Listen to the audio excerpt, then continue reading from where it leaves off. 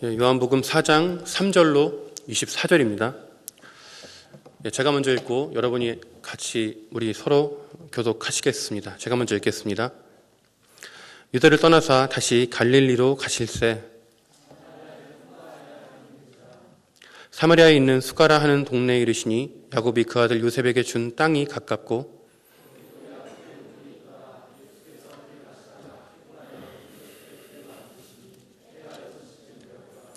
사마리아 여자 한 사람이 물을 기르러 왔음에 예수께서 물을 좀 달라 하시니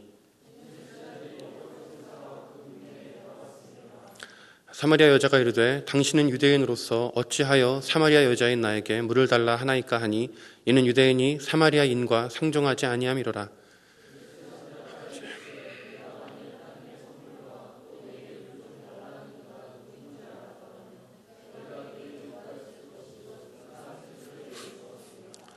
여자가 이르되 주여 물 기를 그릇도 없고 이 우물은 깊은데 어디서 당신이 그 생수를 얻겠사옵나이까.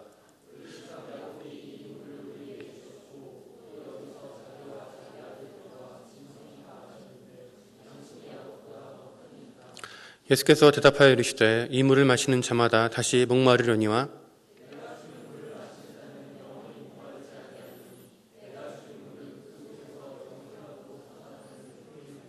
여자가 이르되 주여 그런 물을 내게 주사 목마르지도 않고 또 여기 물 기르러 오지도 않게 하옵소서. 여자가 대답하여 이르되 나는 남편이 없나이다. 예수께서 이르시되 내가 남편이 없다는 말이 옳도다.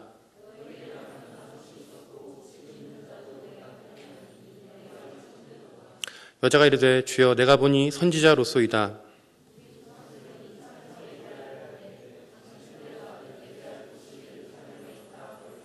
예수께서 이르시되 여자여 내 말을 믿으라. 이 산에서도 말고 예루살렘에서도 말고 너희가 아버지께 예배할 때가 이르리라.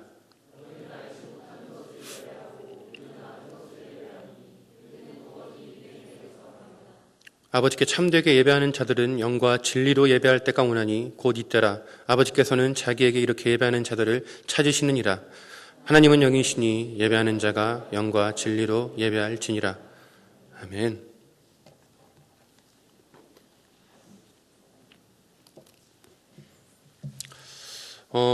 우리는 살아가면서 공허함을 느낄 때가 있습니다. 내 삶에 어려움이 닥치거나 힘든 일이 생길 때면 자연스레 공허함이 내게 찾아옵니다.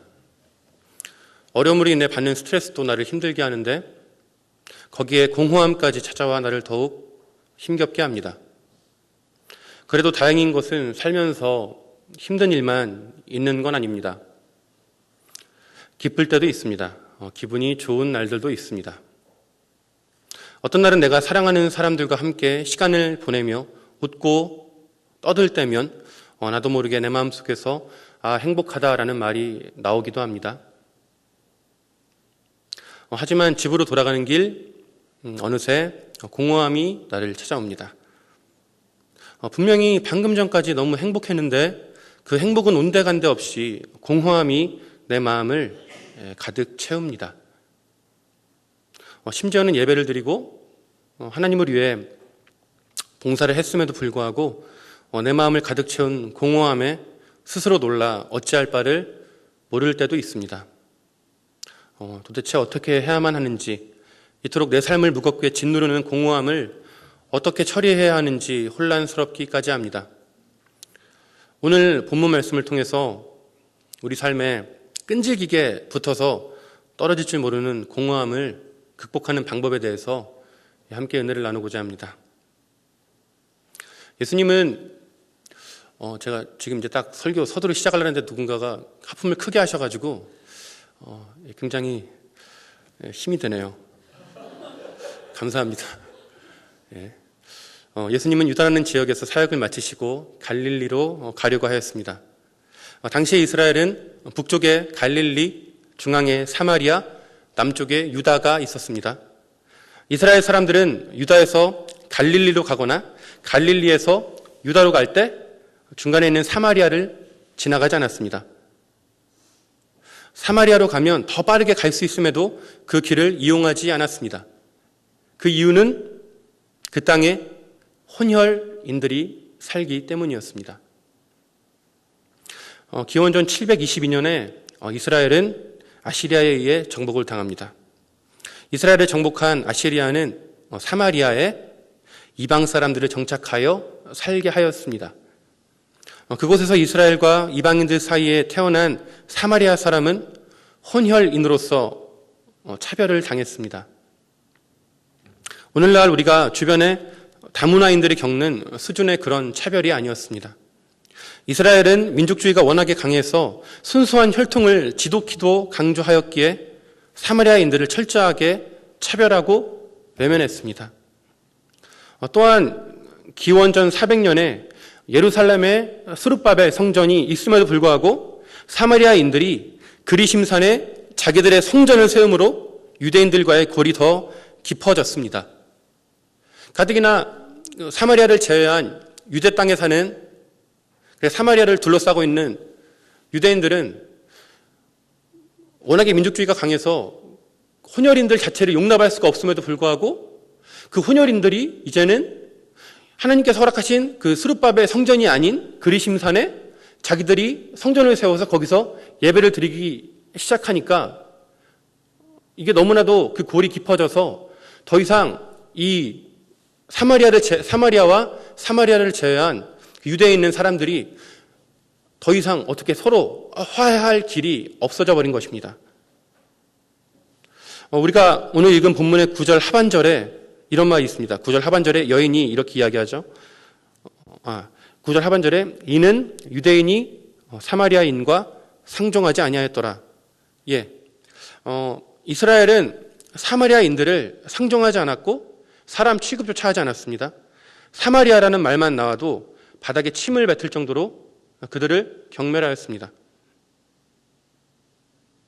그런데 예수님은 사람들이 상종하지 않았던 한 여인을 만나기 위해 굳이 사마리아를 찾아가셨습니다. 이 여인은 이스라엘의 다른 동네 사람들만이 아니라 자신의 동네에 있는 사람들에게까지 철저하게 외면당하는 사람이었습니다. 여인이 사람들로부터 철저하게 외면을 당했던 이유는 여인이 이혼과 재혼을 반복한 사람이었기 때문이었습니다. 18절에 보면은 예수님은 여인에게 이미 남편이 5이나 있었으며 지금 사는 사람은 남편도 아닌 그냥 동거인임을 정확히 알고 있었습니다. 사람들로부터 철저하게 외면당했던 이 사마리아 여인은 사람들의 눈을 피해서 다니는 사람들이었습니다. 다른 이들이 보통 오전에 물을 들어 해가 워낙에 그 중동 지방이 뜨겁잖아요. 해가 뜨기 전에 뭔가 그 새벽에 우리도 약수터에 새벽에 가잖아요.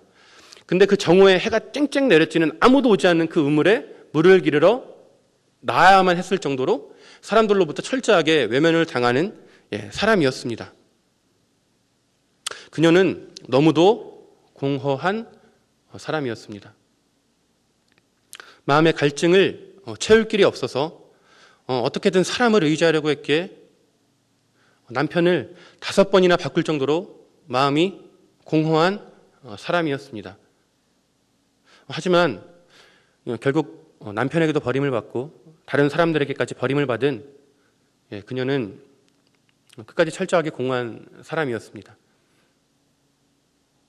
이토록 공허한 삶을 살아가는 한 여인을 만나기 위해 예수님께서 다른 사람들의 곱지 않은 시선에도 불구하고 사마리아까지 찾아오십니다. 본문 6절에 나타났듯이 예수님께서 피곤하셨음에도 한 여인을 만나기 위해서 지체하지 않고 오신 것입니다. 예수님은 여인에게 물을 좀 달라고 하셨습니다. 이것 자체도 굉장히 좀 그때 당시에는 비상식적인 일 중에 하나였는데요. 제가 쉽게 설명을 드리자면 당시 유대인 남자들은 거리에서 여자와 대화하는 것을 금지했습니다. 그 여자가 심지어 자신의 아내라고 할지라도 거리에서 대화를 금지했습니다. 그러니까 내 아내라 할지라도 유대인들은 거리에서는 대화를 할 수가 없는 겁니다. 저도 아내하고 이렇게 길을 가면 저희 아내는 쉬지 않고 이야기하거든요. 정말 쉬지 않고 이야기를 해요. 나한테 말을 하는 건지 방언을 하는 건지 헷갈릴 정도로 아내가 계속 달달달 얘기를 하는데 정말 이 법을 도입하고 싶은 마음은 있지만 예, 뭔가 그만큼 이때 당시에는 남자와 여자의 그 구분이 너무나 엄격했고 그 차별이 심했기 때문에 남자가 여자한테 말을 건다는 것 자체가 굉장히 금기시되었고 금지된 것이었습니다. 심지어는 뭔가 아는 사람, 아는 여자라 할지라도 어떤 인사, 뭐 목례, 짧은 뭐 이런 것조차도 금지될 정도로 굉장히 그 당시에 이러한 법들이 있었습니다. 그런데 유대인이며 남자인 예수님이 여자인데 더군다나 사마리아인 여인에게 물을 달라고 하는 것은 당시의 금기를 철저하게 깨뜨린 행동이었습니다. 자신에게 물을 달라고 하는 것 자체를 이상하게 여긴 여인은 당신은 유대인으로서 어찌하여 사마리아인 여자인 나에게 물을 달라고 하십니까? 라고 반응합니다. 자신들을 개처럼 여겼던 유대인이 단순히 자신을 아는 척해서 그치는 것이 아니라 도움을 구하는 것은 평생에 경험해보지 못한 이상한 일이었기 때문입니다. 우리가 이 예수님의 모습을 보면서 예수님은 한 영혼을 만나기 위해서 모든 금기와 고정관념을 깨뜨리시는 분이다라는 걸 알 수 있습니다. 이미 예수님이 이 땅에 오셨다라는 것 자체가 그 금기를 깨뜨리셨다라는 것입니다. 어떻게 하나님이 인간이 될 수가 있겠습니까? 어떻게 창조자가 피조물이 될 수가 있겠습니까? 하나님 입장에서는 그냥 우리 없어도 돼요. 우리가 없어도 됩니다.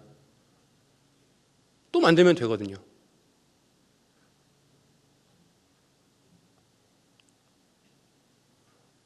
이토록 불순종하고 이토록 패역한 창세기 6장 6절에 하나님께서 사람 지으셨음을 한탄하사 다 쓸어버리려고 하셨는데 하나님께서 은혜를 베푸셨잖아요. 그런 우리를 위해서 하나님께서 친히 인간이 되셔서 우리에게 오셨으며 그 인간이 되셔서 오신 주님께서 아무도 찾지 않은, 아무도 쳐다보지도 않던 그 한 여인을 만나기 위해서 피곤한 몸을 이끌고 사마리아까지 오셨다라는 건 지금 여기 앉아 계신 여러분 중에서 하나님께서 찾아가지 못할 사람은 한 사람도 없다는 것입니다.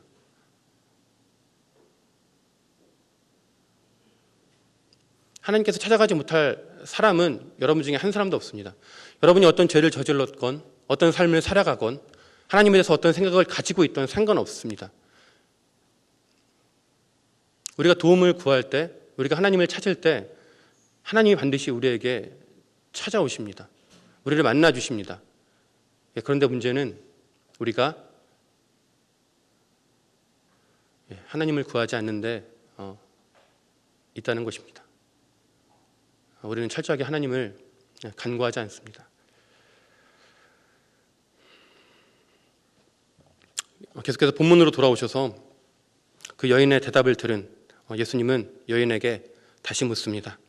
본문 10절에서 예수님은 하나님의 선물과 여인에게 물 좀 달라 하는 이가 누구인지 알았더라면 여인이 오히려 예수님께 물을 달라고 간청했을 것이라고 말씀하셨습니다. 여기서 하나님의 선물이란 영생을 의미합니다. 영원한 생명, 저 천국에서의 삶을 의미합니다. 그리고 이 영생을 예수님은 생수라고 표현하셨습니다. 영생을 주시는 하나님이 지금 너의 눈앞에 있다라고 여인에게 말씀하신 것입니다. 그러나 11절에서 여인은 예수님이 우물에서 물을 퍼올릴 그릇도 없고 이 우물은 깊은데 당신이 무슨 방법으로 물을 얻을 수 있겠냐며 반문합니다. 예수님이 여인에게 네가 예수님 내가 누군지 알았다면 네가 오히려 나에게 물을 좀 달라라고 간구했을 거다라고 예수님 말씀하시니까 여인이 예수님을 이상하게 보면서 아니 뭐 물 기를 그릇도 없으면서 그때 당시에는 우물이 한 25m 됐거든요. 그 물을 퍼올릴 그릇도 없으면서 심지어는 얕은 우물도 근처에 없는데 무슨 수로 당신이 나한테 물을 준다라고 감히 말할 수 있습니까? 라고 반문한 겁니다. 여인은 눈에 보이는 도구가 없어서 예수님의 말씀을 믿지 않았습니다.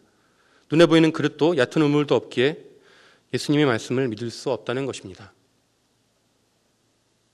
사마리아 여인처럼 눈에 보이는 것이 없을 때 우리는 예수님을 믿지 않습니다. 우리는 늘 눈에 보이는 걸 하나님에게 요구합니다. 그래야면 믿겠다라고 이야기합니다.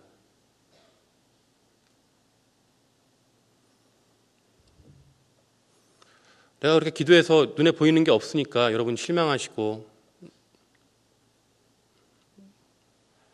그렇게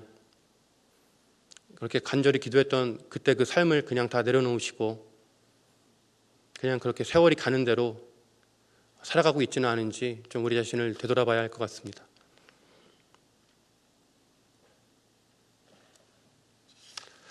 여인이 예수님의 말을 믿지 못한 한 가지 이유가 더 있었습니다. 예수님보다 자신들의 전통을 더 중요시 여겼기 때문입니다. 본문의 우물은 이전에 야곱이 자신의 아들인 요셉에게 준 우물로서 사마리아인들에게는 늘 자랑거리였습니다. 믿음의 조상인 야곱이 우리에게 이미 좋은 우물과 이 물을 주셨는데 이보다 더 큰 선물이 어디 있냐고 반문하는 것입니다. 우리의 조상들 때부터 사람은 물론 짐승까지도 마시게 해준 이 야곱의 선물보다, 이 야곱보다 당신이 더 크냐라고 물은 것입니다. 사마리아 여인이 야곱이 준 우물물을 길어먹는 삶의 방식들이 자신의 삶의 필요를 채워줄 수 있다고 생각했듯이 우리들 또한 윗세대에서부터 내려온 삶의 방식들로만 우리의 삶의 필요를 채울 수 있다고 생각했습니다. 하나님이 나를 구원해 주시는 건 알겠지만 내 삶을 유지하기 위해서는, 내가 이 세상에서 천국 가기 전에 살아가기 위해서는 이 세상 속에서 통용되는 삶의 방식들을 고수해야 한다라는 그런 우리 마음 가운데 확신이 있습니다. 그렇기 때문에 우리가 살아가면서 여러분이 첫사랑과 첫 믿음을 가지고 그렇게 뜨거웠던 때도 있었지만 여러분이 삶의 현실 가운데, 직장 가운데 나아갔을 때 여러분들이 그토록 정말 간구했던 그 하나님의 나라, 하나님의 뜻과 이 세상에서의 그 법칙들이 충돌했을 때 여기 계신 분 중에 얼마나 더 하나님의 뜻을 끝까지 지켰는지, 지킨 분이 계시는지, 우리 대부분 세상이 말하는 그 세상의 전통과 세상의 관습과 세상의 방법들과 하나님께서 성경을 통해서 우리에게 말씀하신 하나님 나라의 백성으로서의 그 삶이 충돌할 때 우리는 거의 항상 대부분 세상의 것들을 선택합니다. 그래야만 살 수 있다라고 생각합니다. 심지어는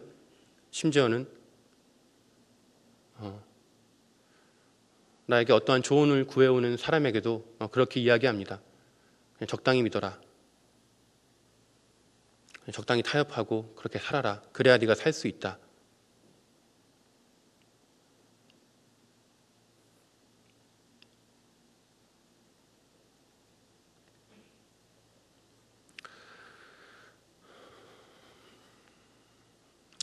다시 본문으로 돌아옵니다. 예수님은 이 물을 마시는 자마다 다시 목마를 것이다 라고 말씀하십니다. 물론 우리가 물을 마시면 다시 목마른 것은 당연합니다.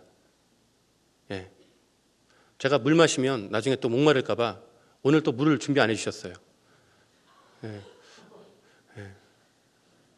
어차피 먹어봤자 또 목마를 텐데 뭐가 필요하겠냐며 물을 준비 안 해주셨어요. 지금 상쾌하게 설교하고 있습니다. 굉장히 프레쉬해요. 혜림이가 먹는 것 좀 뺏어다 먹고 싶은데. 하지만 예수님은 우리가 먹는 물을 통해서 우리의 공허함을 채우려는 우리의 노력이 헛되다는 것을 말씀하신 것입니다. 그 물이라는 그 하나의 상징을 통해서 우리 인간이 갈구하는, 우리의 공허함을 채우려고 하는 그러한 노력들을 소용이 없다라고 말씀하신 것입니다. 예수님이 주시는 물은, 예수님이 본문에서 말씀하신 그 물은 밖에서 오는 것이 아닙니다.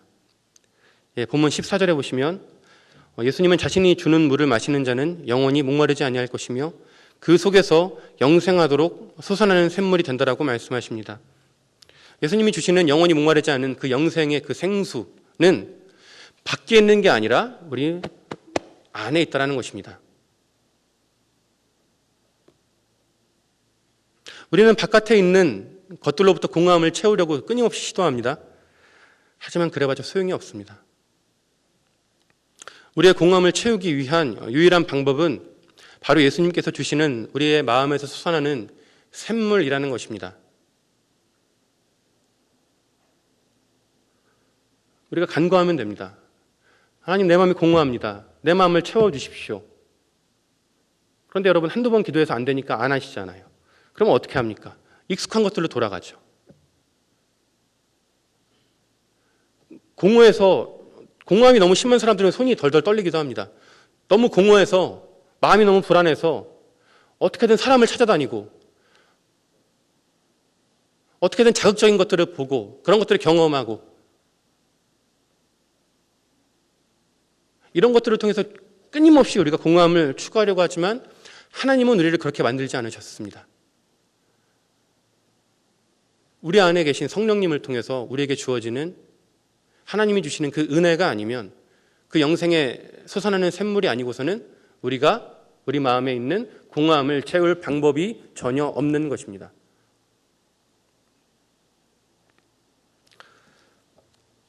본문 19절에서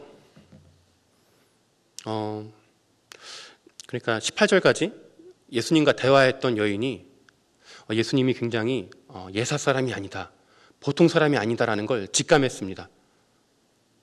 자신의 마음 깊은 곳을 계속 긁어주고 계시거든요. 그리고 무엇보다 자기가 남편이 5이 있는 걸 처음 본 남자가 알았다는 것 자체가 너무나 놀라운 일이었습니다. 예수님을 굉장히 신령한 사람으로 본 것이죠. 그런데 세상 사람들이 보통 점쟁이 같이 신령해 보이는 자들을 만나면 자신이 가장 궁금하고 가장 필요한 것들을 물어봅니다. 무언가 신령해 보이는 예수라는 사람을 만난 여인이 예수님께 자신이 평생 함께할 반려자가 누구인지 물어보지 않았습니다. 남편을 5이나 바꿨는데 누가 내 남편이냐 물어보지 않았습니다. 내 사랑은 어디 있나요? 여러분의 가장 큰 관심사잖아요. 내 사랑은 어디 있습니까? 여러분들이 만약에 예수님 믿지 않았으면 점쟁이한테 가서 물어봤을 법한 것들을 여인은 물어보지 않습니다. 내 삶이 지금 이 모양인데 이렇게 꼬이는데 어디서부터 잘못된 것입니까? 라고 묻지 않습니다. 본문 20절에서 예수님을 선지자라고 생각한 여인이 가장 먼저 물어본 것은 예배에 대한 것이었습니다. 예배에 대한 것이었습니다. 야곱의 전통을 이어받은 자로서, 사마리아인으로서 그리심산에서 수없이 예배를 드렸지만 한 번도 제대로 된 예배를 드려보지 못했던 사람이 지금 예수님께 예배에 대해서 묻고 있는 것입니다.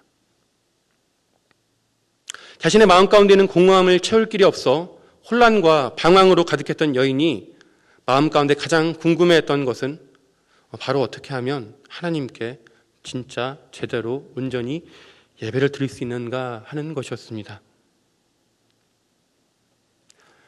자신의 삶을 지독히도 괴롭히는 공허함의 근원이 예배를 제대로 드리지 못하면서 온 것이라는 걸 본능적으로 알았던 것입니다.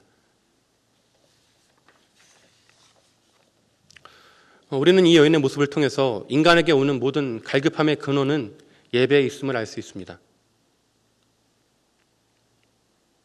예배를 드리지 못한다는 것은 하나님과의 만남이 없다는 것입니다. 하나님과의 만남이 없는 인생에는 결코 평안함이 없습니다. 세상에서 누릴 것을 그래도 어느 정도 누려보고 해보고 싶은 대로 해보신 분들이 있다면 이 말이 무엇을 의미하는지 더욱 잘 아실 것입니다. 그것이 사람이든 재물이든 쾌락이든 그 어떤 것으로도 내 마음의 공허함을 채울 수 없습니다. 그 공허함을 채우려고 누구보다 내가 지금 공허해서 죽게 생겼으니까 내 마음의 공허함을 채우려고 사람들이 아무리 손가락질을 해도 남편을 5번이나 바꿀 정도로 내 마음의 공허함을 채우려고 그렇게 노력했던 여인이 그렇게 신령해 보이는 예수라는 사람을 딱 만나서 눈앞에서 처음으로 물어본 게 예배라는 건 사람이 그 공허함의 끝까지 갔을 때 안다는 것입니다. 이 공허함의 근원은 사람으로는 절대로 채울 수가 없구나. 오직 예배를 통해서만 채울 수 있구나라는 걸 알았기 때문에 이렇게 물어본 것입니다.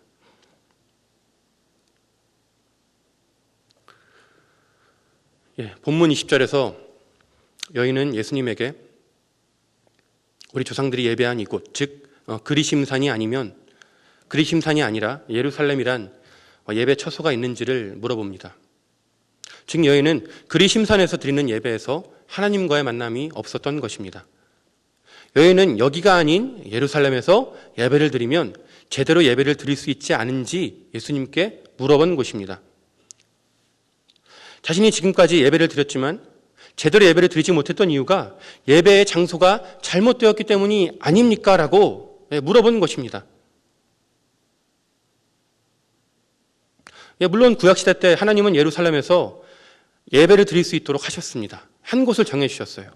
왜냐하면 이스라엘이 우상을 숭배하는 것을 방지하기 위해서 한 곳을 정해주신 것입니다.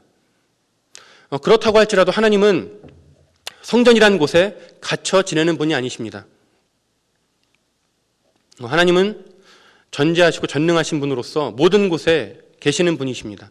예루살렘이 아니라 할지라도, 이 예루살렘 성전이 아니라 할지라도 하나님을 경외하는 마음이 있다면 구약시대 때도 그곳이 나의 예배 처소가 될 수 있었다는 것입니다. 우리가 이걸 어디서 알 수 있냐면 열왕기상 18장 38절에 엘리야가 하나님께 응답을 받는 예배를 드리는데 엘리야가 하나님께 응답받는 하나님을 만나는 그 예배를 드린 장소가 예루살렘 성전이 아니라 갈멜산 꼭대기였습니다.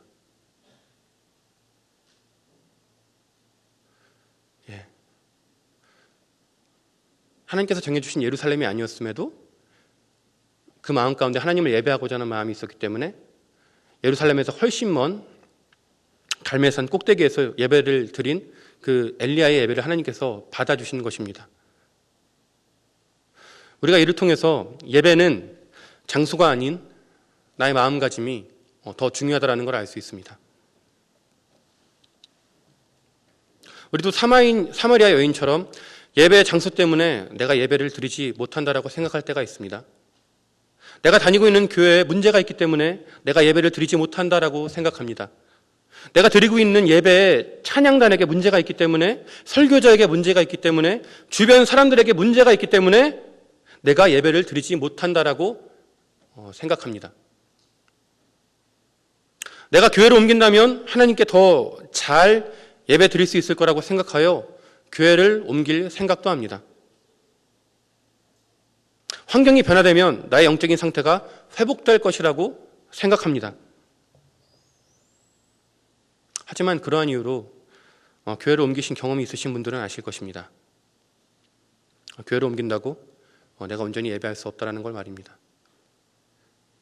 교회를 옮긴다고 내 마음의 공허함이 해결되지 않는다는 것을 말입니다.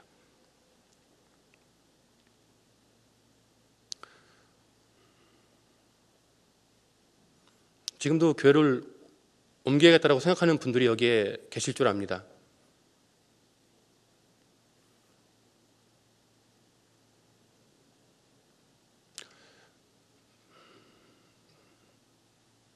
여러분 인생에서 가장 중요한 건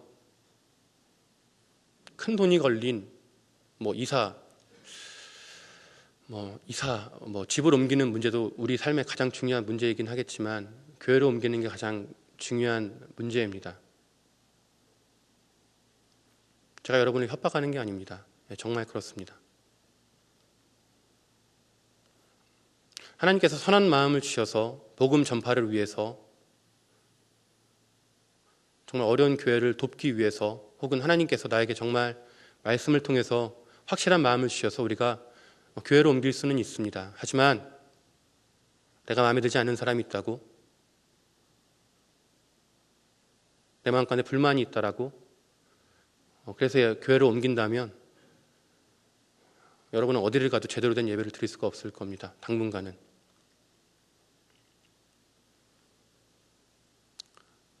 우리 남서울 평촌교회 청년부도 완벽한 공동체는 아닙니다. 부족한 점이 분명히 있습니다.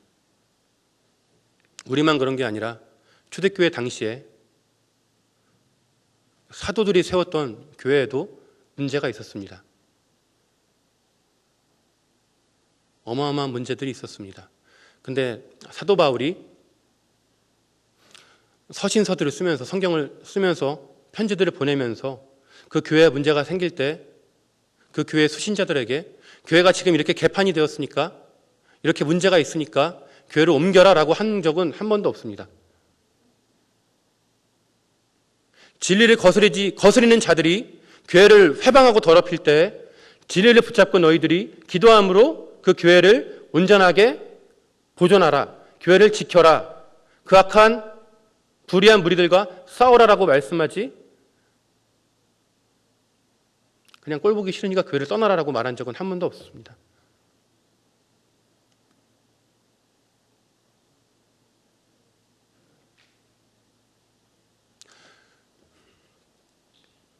우리는 여기서 예배드릴 수 있습니다. 여기서 하나님 만날 수 있습니다. 우리가 포기하지 말아야 합니다.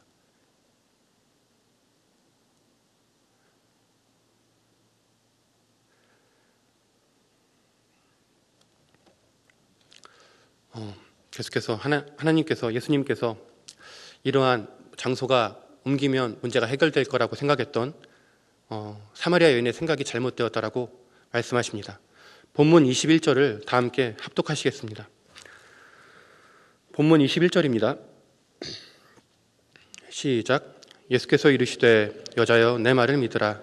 이 산에서도 말고 예루살렘에서도 말고 너희가 아버지께 예배할 때가 이르리라. 예수님께서는 그리심 산에서도 말고 예루살렘 성전에서도 말고 아버지께 예배할 때가 이른다라고 말씀하셨습니다. 즉 여인이 예배를 제대로 드리지 못한 이유가 장소에 있지 않다라고 말씀하신 것입니다. 본문에 사마리아 여인이 예배를 제대로 드리지 못했던 또 한 가지의 이유가 나옵니다. 예수님께서 본문 22절에서 어떻게 말씀하시냐면 너희는 알지 못하는 것을 예배하고 라고 말씀하십니다. 그리심산에서 예배를 드리지만 너희가 알지 못하는 것을 예배 드린다라고 말씀하십니다. 사마리아인들은 매주 예배를 드림에도 불구하고 자신들이 알지 못하는 것을 예배하고 있기 때문에 하나님이 어떤 분인지도 제대로 모르면서 예배하려고 했기에 그 예배는 하나님께서 받으시는 예배가 될 수 없었다는 것입니다. 사랑하는 남서울 평촌교회 우리 청년 여러분, 여러분은 하나님을 알고 예배를 드리십니까? 내가 예배 드리는 분이 어떤 분인지 알고 예배를 드리십니까? 우리가 하나님을 제대로 알고 있다면 우리의 예배 자세가 결코 이럴 수 없을 것입니다.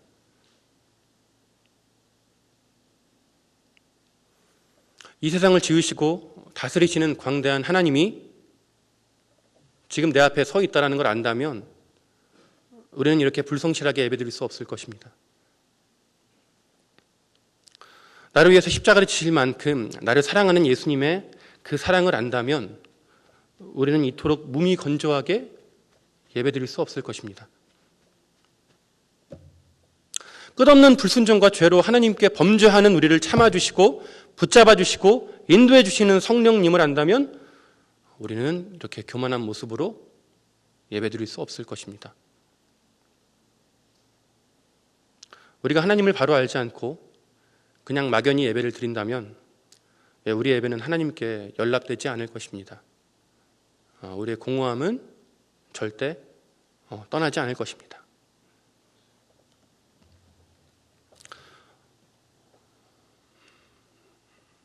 계속해서 예수님은 바른 예배를 드릴 수 있는 방법을 여인에게 말씀해 주십니다. 그것은 바로 영과 진리로 예배하는 것입니다. 다 함께 23절부터 24절까지 합독하시겠습니다. 23절부터 24절입니다. 시작. 아버지께 참되게 예배하는 자들은 영과 진리로 예배할 때가 오나니 곧 이때라. 아버지께서는 자기에게 이렇게 예배하는 자들을 찾으시느니라. 하나님은 영이시니 예배하는 자가 영과 진리로 예배할지니라. 아멘. 하나님은 당신을 예배하는 자들을 찾으시는데 영과 진리로 예배하는 자들을 찾으신다라고 말씀하셨습니다. 본문에서의 영의 의미는 바로 성령 하나님입니다. 성령입니다. 그리고 진리의 의미는 하나님의 말씀입니다. 성령과 하나님의 말씀으로 예배하는 것을 하나님께서 받으신다라는 말씀입니다. 우리는 먼저 예배 시간에 성령으로 예배해야 합니다. 성령의 도우심을 구해야 합니다. 하나님이 받으시는 예배를 드릴 힘도 능력도 우리에게 없으니 우리를 도우시는 성령 하나님께 도와달라고 간구해야 합니다. 또한 우리는 말씀으로 예배를 드려야 합니다. 우리가 하나님의 말씀을 통해 하나님을 더 알고자 힘쓸 때 하나님께서 우리의 예배를 기뻐하십니다. 하나님이 어떤 분이신지 말씀을 읽고 듣고 봄으로 우리는 하나님께 바르게 예배 드릴 수 있는 것입니다. 말씀의 결론입니다. 이 세상에서 어떻게 보면 가장 공허하다라고 할 수 있는 한 여인이 인생에서 정말 특별한 것이죠. 예수님을 직접 만난 그 여인이 예수님에게 큰 거를 구한 것도 아니고 자기 삶에 어떤 해답을 구한 것도 아닙니다. 공허함의 밑바닥에 있던 그 여인이 물어본 건 어떻게 해야 예배를 잘 드릴 수 있는지, 어떻게 해야 하나님을 만날 수 있는지, 바로 그것이었습니다.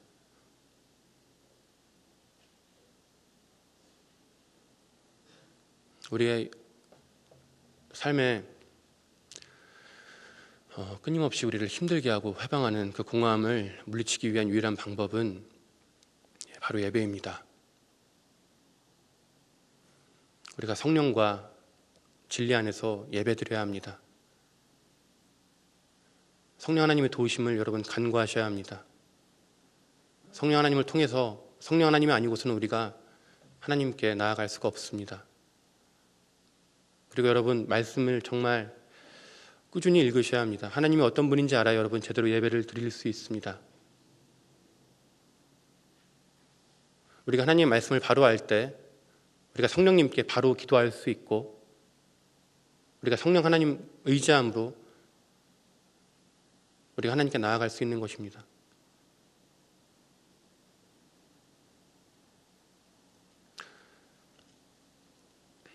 우리 전보다 좀 다시 시작했으면 좋겠습니다.